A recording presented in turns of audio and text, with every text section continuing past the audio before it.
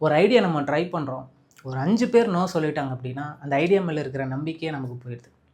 ஒரு 10 பேர் நெகட்டிவா பேசிட்டாங்க அப்படின்னா, அந்த ஐடியாவே நம்ம குழி தோண்டி புதைச்சிரும். ஒரு சின்ன ஸ்டோரி சொல்றேன். நம்ம எல்லாத்துக்கும் தெரிஞ்ச நபர். Sylvester Stallone. Hollywood actor. அவர் நடித்த நிறைய படம் ஹிட்டான படம் நம்ம பார்த்துருப்போம். அவர் ஹாலிவுட்டுக்குள்ளே வர்றதுக்கு முன்னாடி எவ்வளோ கஷ்டப்பட்டார், அந்த ஸ்டோரியை நான் சொல்கிறேன். அவர் பிறக்கிறப்பே பார்த்தீங்கன்னா இடது பக்கம் இருக்கிற ஒரு நரம்பு டேமேஜ் ஆகிருக்கு, ஃபேஸு பாதி பேரலைஸ் ஆகிருக்கு. அதனால் நார்மல் பீப்புள் மாதிரி பேச முடியாது. பார்க்குறப்ப தெரியாது, ஆனால் பேசுகிறப்ப லைட்டாக வாய் கோணிச்சு பேசுகிற மாதிரி இருக்கும். ஸ்கூல் படிக்கிறப்ப நிறைய பேர் அவரை கிண்டல் பண்ணுறாங்க. படிப்புமே சரியாக வரலை. ஸ்கூலை பாதியிலே ட்ராப் அவுட் பண்ணிட்டார்.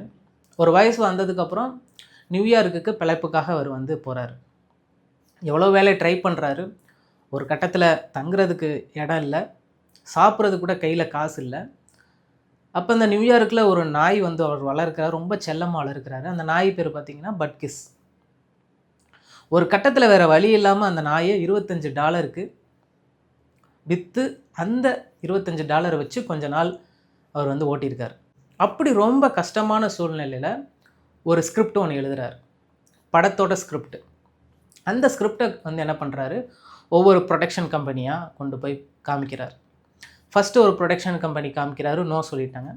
செகண்டு அப்படியே ஒரு 10 நோ சொல்லிட்டாங்க. 100 நோ. 500 ப்ரொடக்ஷன் கம்பெனி ஏறி இறங்கியிருக்காங்க, நோ சொல்லிட்டாங்க. 1000 ப்ரொடக்ஷன் கம்பெனி ஏறி இறங்கியிருக்கிறாரு, நோ சொல்லிட்டாங்க. கடைசியாக ஒரு ப்ரொடக்ஷன் கம்பெனி என்ன சொல்கிறாங்க, உன் கதை எனக்கு பிடிச்சிருக்கு, ஆனால் இந்த படத்தில் நீ ஆக்ட் பண்ணக்கூடாது, எனக்கு உன் மேலே நம்பிக்கை இல்லை, $25,000 நான் தரேன். கிட்டத்தட்ட நம்ம ஒரு பணத்துக்கு 23 லட்சம். பாருங்கள், வறுமையில் இருக்கிறாரு, சாப்பிட்றதுக்கு வழி இல்லை, தங்க இடம் இல்லை. அப்படி இருக்கிறப்போ அவர் எழுதின அந்த கதைக்கு $25,000 கொடுக்குறேன்னு சொல்கிறாங்க. நம்ம அந்த இடத்துல இருந்தால் கண்டிப்பாக அந்த பணத்தை வாங்கிட்டு வேறு ஒரு கதை நம்ம எழுதிக்கிறோம் அப்படின்னு நம்ம நினச்சிப்போம். ஆனால் அவருக்கு அந்த கதை மேலே நம்பிக்கை இருக்குது, அவர் மேலே நம்பிக்கை இருக்குது. உங்கள் கதையை நான் $25,000 வாங்கிக்கிறேன், நீங்கள் நடிக்க வேணாம், நான் வேறு ஒரு ஆளை வச்சு நான் படம் எடுத்துக்கிறேன் அப்படி சொன்னாலுமே கூட இவர் சில்வெஸ்டர் ஸ்டாலோன் நோ சொல்லிவிட்டு, இல்லை அந்த படத்தில் நான் தான் நடிப்பேன், அது என்னோட கதை, நான் நடித்தா தான் அதை உணர்வுபூர்வமாக நான் மக்களுக்கு அதை கொண்டு செல்ல முடியும் அப்படின்னு சொல்லி அதை ரிஜெக்ட் பண்ணிட்டார்.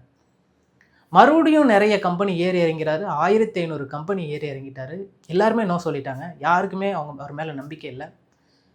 சிலருக்கு அவர் கதை மேலே நம்பிக்கை இல்லை, சிலருக்கு அவர் மேலே நம்பிக்கை இல்லை.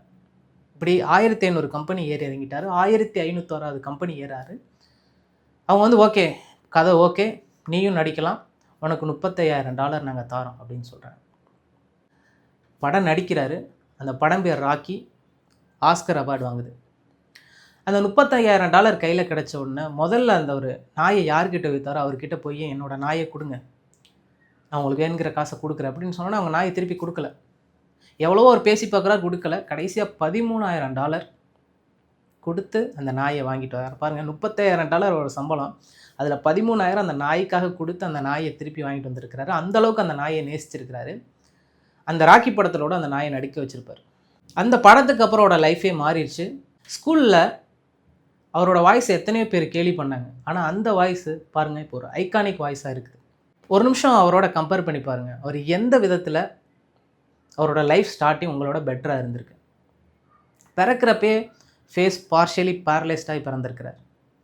ரொம்ப ஏழ்மையான குடும்பம், படிப்பு இல்லை, காசு இல்லை, தங்க வீடு இல்லை.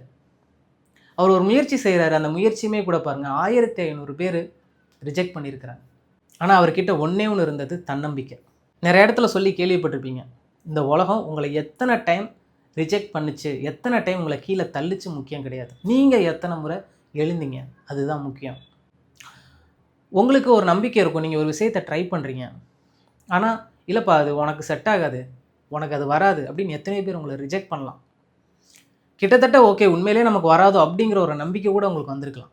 ஆனால் பாருங்கள், சில்வெஸ்டர் ஸ்டாலோனோட 1500 முறை தோல்வி சந்தித்ததுக்கப்புறம் தான் அவருக்கு வெற்றி கிடச்சிருக்கு. 1500 பேர் நோ சொல்லியிருக்காங்க.